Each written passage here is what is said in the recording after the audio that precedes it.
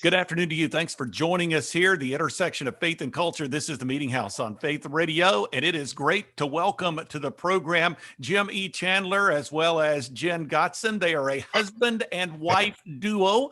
They are both actors. They are also producers, and they have teamed up to bring this film for the holiday season. It is already out. It's available via streaming, home video, on DVD. It's called The Farmer and the Belle, Saving Santaland. Jim and Jenn, thanks for joining. Bob, we are so excited to be here. What a fun, festive time.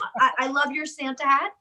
That's right. So we actually, when we connected, the Chandlers had their Santa hats on, and I couldn't miss out on the opportunity. This may be a first for our listeners. Those listening on the radio cannot see my Santa hat that I have now donned. So we have our Christmas spirit, Christmas tree in the background. Actually, I have a little Christmas tree behind me, but I've got to lean so it there. I see it, Bob. I see it. It's okay. Right over your shoulder. You got to kind of look there great. over my right shoulder. So it is great to have the two of you on the program today. You both have an extensive acting background. And I don't know if you like to do the alternating answers or just have me throw out the question and you all can answer as you like. But I will ask the first question with respect to this concept. Where did it come from? How did you come up with it? Yeah, well, The Farmer and the Belle was something that I received as a prayer when Jim proposed to me. And this concept, because his family lives on a farm, and I'd never been on a family farm before with pigs, chickens, cows, or goats. And this concept of the farmer and the belle, and belle is another word for beauty. And because I was struggling in my life with my image, I thought it was very, very helpful to be able to make this the title, The Farmer and the Belle. So it's a mission to be able to help girls, teens, and women of all ages really understand that our value is not based on how we look, but really based on how God sees us. All right. So, Jim, let me ask you this. My curiosity is piqued just a bit. Did you actually propose to Jenn on your family farm?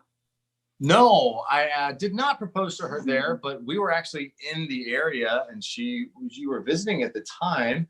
And I proposed to her on a little walkway in downtown Chattanooga, Tennessee, because that's just north of where we filmed and where my family lives. And it was a very special moment and it worked. She said yes. I said yes. And right. Bob, we got married on Jim's family's farm. Yeah. So in the end credits of the movie, you literally see our wedding. Oh, that's awesome. So is it in Tennessee, Georgia, No, Alabama? The farm is in North Georgia, Walker County. Okay. Shout out to the Walker County Commissioner's Office. And yeah, my family's been on that property for 100 years. So it was really special to be able to shoot on the family property, as well as a camp, Camp Nudon, which is a faith camp, a Bible camp for kids that my parents helped found 25 years ago that's still operating on the premises as well. So it was really, really cool. All right. So the movie and really the franchise that you're developing is called The Farmer and the Belle. Jenn, am I talking to the Farmer and the Belle now? You are. I'll give you one guess as to who's who. Okay. Thank you. Let me think about that for a bit. I'm the Belle and you're the... And I'm the Farmer. All right. Very good. So what's the plot? Oh, yeah. Oh, gosh. It's so much fun. It's a fun family Christmas treat for all ages. And the plot follows a little girl, 10 years old, who receives this heirloom charm bracelet from her Grammy. It has inscriptions on it for Pathway to True Beauty. Well, little Belle, she goes off to this farm Christmas festival called Santaland. And where does she lose the bracelet? No other place than in the pig slop. And so... she's now this famous model as an adult. She goes away from her roots of what Grammy taught her, and she looks to the world for her value, and her career is now over. And she goes, I need that message of that bracelet. So she says, do I want to go back to my childhood roots to Santaland and face the chickens, pigs, cows, my childhood pen pal where they had a falling out?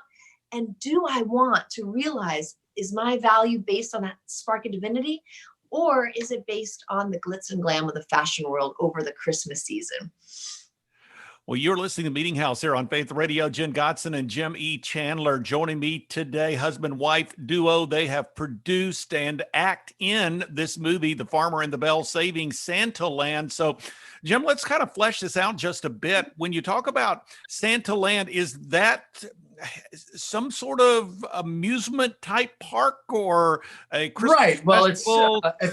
it's interesting. If you actually Google Santaland, you'll probably find maybe a local Santaland and something like. I actually, when I was doing the research for the area, we had already come up with the title, but I researched it, and there's actually one in North Georgia where it's kind of it's a little festival area where they might sell Christmas trees, or they might have trinkets, or they might sell decorations. Or it might be, it could be various things. But for us, ours is like a festival that has vendors booths and games, and Santaland is there, and there's a concert. And that was what we came up with for the story point of our movie, was that my family has been running a Santaland festival on our farm for a long, long time, and we're in danger of losing it. So in comes Belle to see if she's going to be willing to help, or if she's going to run back to New York and go back to her regular old glitz and glamour fashion model world. But Santaland is not a real place, as in that we used one for the movie. We actually created it. Our neighbor built the booths from the ground up with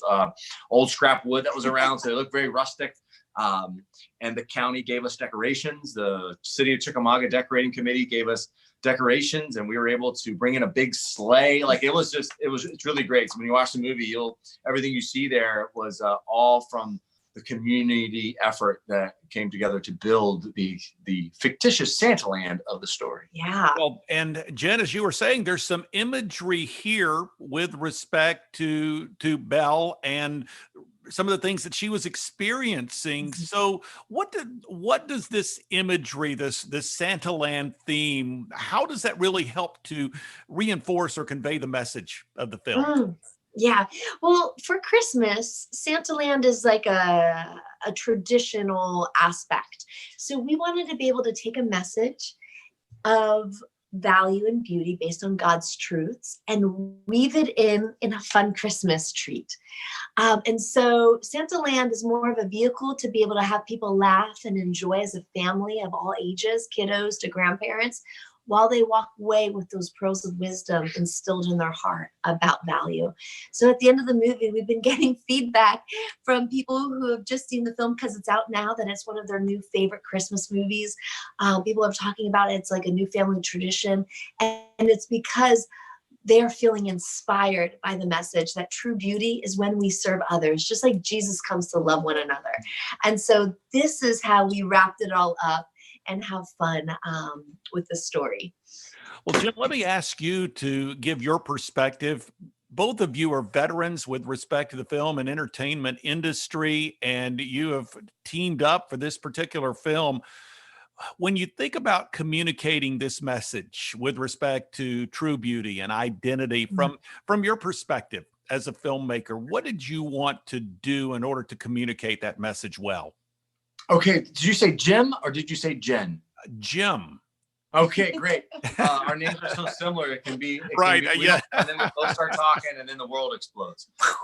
So for us, that's a great question, because it was really important for us to convey this message with very effectively, but also to not kind of go too far over the top with the messaging as far as the faith element is concerned, because we wanted to make sure that the truths that we're speaking, the word of God stands on its own. So that's exactly what we utilize to help convey this message. And somebody listening to that can identify with that and say, oh, that's true. And if they decide to learn more about it, where they're going to discover that language is in the Bible. So we wanted to make sure that the audience would be able to hear that truth, understand it as being true, and agree with it with their lives. And then like I said, it's so powerful in and of itself that it stands on its own. We don't have to have lines in our movie that says, well, in the Bible, it says this. Well, we don't need to do that because the word of God doesn't have to be justified. It can just be said, and it's strong enough to stand on its own. So we use that in our messaging and then wrapped it up in all the fun traditional things that societies might, or the different communities might participate in, as well as my character being a farmer, and then her having to go through all the things that were going to make her, maybe unclean, like filthy. She would have to get in with the chickens and the cows, and she would have to be willing. Would she be willing to sacrifice her image in order to serve, which is basically what we wanted to convey. And one of our scenes at the end of her career, she's in a pink onesie with a horse and a pink onesie at the end of her career in New York City. Oh, end of her career. I'm sorry. And at the end of the movie, Bob, there's this really cool play where she is in another onesie, but it's during the Nativity, and you have to watch it. And it shows this complete act of sacrifice and service of image, right? Which is so cool. And I would love at some point to share with you some of the research that we found regarding what girls and women deal with their value. But I want you to continue with your questions, and at some point I'd love to share that. Otherwise, that means, hey, can I talk about the research that I've done? Like, well, I just thought of it. It would be really helpful for people to. It's such good information. You've never said that before. I know, it just came out of me. I'm sorry. Just go right into the imagery. Let's go make some Christmas cookies. Let me see. I got an answer. Okay, so Jenn, I'm going to appoint you to be interviewer now. So if you'll ask Jim the next question, we'll be right on track. Yeah. What's the next question? The next question is, what about the research that you did for the film? That's hilarious. I'm covering my face with my Santa don't hat. cover your face. Well, you're listening to Meeting House here on Faith Radio. Jenn Gotzon, Jim E. Chandler joining us today here on the Meeting House on Faith Radio. The Farmer and the Belle, Saving Santaland, now available, well, practically everywhere. It's all over the place. Home video, DVD, whatever the case may be, various platforms. So, hey, Jim, tell me about the research with respect to identity and beauty and those. Well, I think that it's important that Jenn takes this question because she's the one that did all the work about this aspect. I did some research, and it was just from watching what was happening in the world and understanding that our message was really important. Like the Me Too movement happened while we were developing this. And then, so that was something that I looked at and was like, you know what, we need to create a message that can really help women when they find themselves in a position where they may think that, in order for them to get to a certain place in life, they have to take what's dangled in front of them and sacrifice their image and their self-worth in order to get it.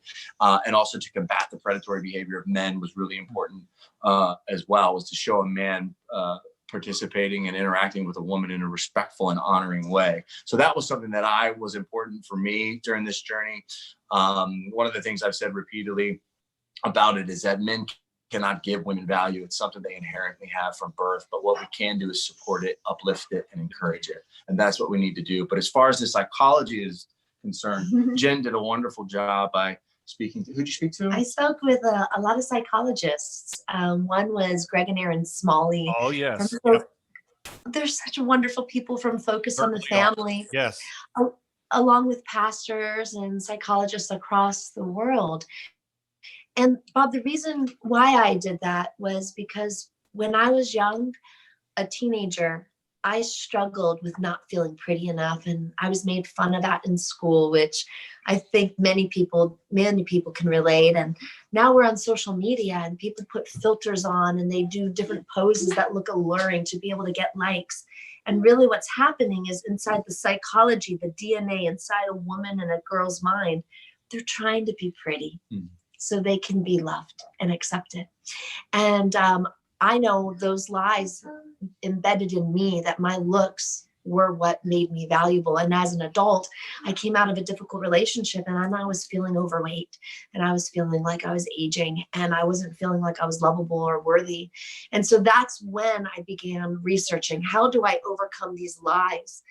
And I started to learn that when we identify the negative thought, and we replace it with God's truth. Yes. We are able to be renewed by the transformation of our mind. And so the psychologist started to identify that when we take the scriptures, I am a masterpiece. Or in Psalms, my body and soul are marvelously made. Or when you're struggling with your worth, God has plans to prosper you and not to harm you. He commands you to be strong and courageous. When you don't know where your beauty comes from, if you realize to use whatever gift you receive to serve others with joy, that radiant light is more attractive than having the bright mascara on. It comes from an inner beauty that radiates out. And after I overcame those lies, I wanted to help the millions of girls starting at age 6 who start looking to billboards and magazines and television to say, I need to look like that to be valuable. And I wanted to help as many people as I could. So we inscribed those inscriptions on the bracelet that's got 5 charms. That's a part of the movie. We wrote a devotional book to help unlock what these inscriptions mean. How do you become free from this negative thinking? And a children's storybook to really bring that message into a youngster, helping them understand that kindness is what is the most beautiful thing. Oh, that is powerful. Jenn Gotzon, along with husband Jim E. Chandler, joining me today. We're talking about this movie, The Farmer and the Belle, Saving Santaland. Jim, this obviously has a powerful message, but I sense there may be a little bit of a comedic element to it as well.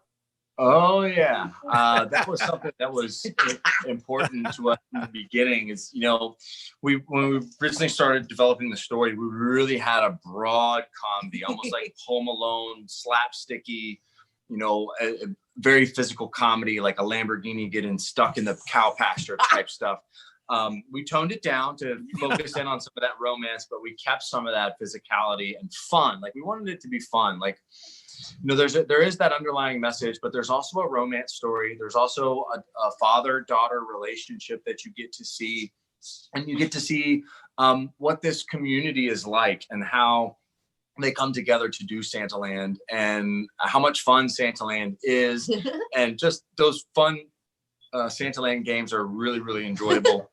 Where she's balancing presents on top of her head and channeling her inner runway in order to accomplish it. So we wanted to keep the fun, and then, but then also so that when you're done watching it, you say, gosh, that was a lot of fun. But you know what? I also received something from that. It didn't just entertain me for 2.5 hours. It entertained me for 2.5 hours, and it left me, an hour and a half. And it left me thinking, maybe I need to have a look inward, or maybe I need to have a discussion with my daughter about where she gets her value from, or maybe I need to have a moment with my niece or my granddaughter, or whatever the case may be.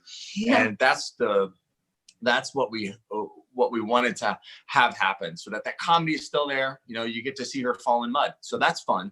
So and put Santa hats on pigs during the Santaland games, and being a fish out of water on the farm, being lost and surrounded by cows that are mooing and chickens and goats that are jumping, and horses in pink onesies and all sorts of fun physical comedy. We embedded all throughout it, so you're laughing, you're eating your hot cocoa and your popcorn and with your family, and then all of a sudden there's a moment of pearls of wisdom that drops in that goes, ooh, that felt good. And then it goes back to the fun and the games of a festive Christmas movie. So this is as you might say, a faith-friendly, family-friendly film. Jenn, what sort of age groups are we looking at here? We're looking towards the whole gambit. Maybe somebody under 6 may not have the attention span to watch it, but there is animals in it. We have had some 4-year-olds say that they love the movie. But definitely, from young to seasoned, as we like to say. There we go. It has great messaging, and again, it has those fun moments, those farm animals and stuff that kids can look at. It also stars a kid. My niece plays my daughter in the film, so there's an 8-year-old in the movie. So it's something that'll keep the youngsters possibly still watching. The one age group that we've struggled with in our test groups is boys aged 10 to 15. It's not a big shocker there. There's no action, and there's a love story. So that may not be the big thing for those teenage boys. Yeah. But they can still learn something if you need to force them. Make them watch it. And Bob, some of the feedback we got is that it has the feels of a Hallmark movie, but it's so much better because of the comedy and the message. If you can say so yourself. That's what people have been telling us. So, we tried our best to make a story that would break with our screenwriters well. But you never know how a movie responds until it's released. And it's been awesome the last 2 weeks, being able to see people's lives touched all across the globe. And just a couple of things here as time is wrapping up. Cast some familiar faces that people can see as far as the overall film. We got John Schneider. John Schneider sings Holly Jolly Christmas during the Christmas concert with Becca Shea. And then we have Corbin Burnson, who plays Jim's father. And he's kind of gets suckered into a kissing booth.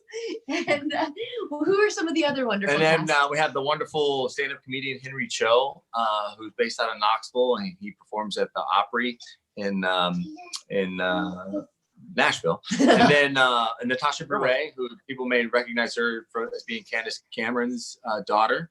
And then Roxanne Mims, she's on a television show called Greenleaf, which is on OWN. We have Chandler Lafferty from Walk the Line and Hunger Games. Livy Birch, who's becoming a little superstar. She was in a Hallmark movie as well as our movie. Our movie was her very first, so we get to claim to be the launchers of her career. Ooh, and then we also have Delilah. Yeah, and Delilah, the radio talk show host Delilah, makes an appearance, which was a lot of fun. With her voice, her vocal appearance. She And brings home the message. Let me mention something. This segues very nicely into some of the other elements of the film that are available, and people can go to the website. We'll get that website address before we're done, but there's the beauty bracelet that you mentioned, Jenn. That is available. That is tied into Delilah and Charity. You also have the Bible study, the devotional that you've been involved in. So tell us about some of these other these add-ons, if you will. Absolutely.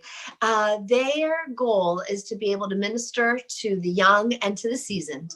Our bracelet has 10 biblical inscriptions on it, selling on QVC and also on our website. We also have our children's... real quick, Decline, hold on. Okay, I think we're...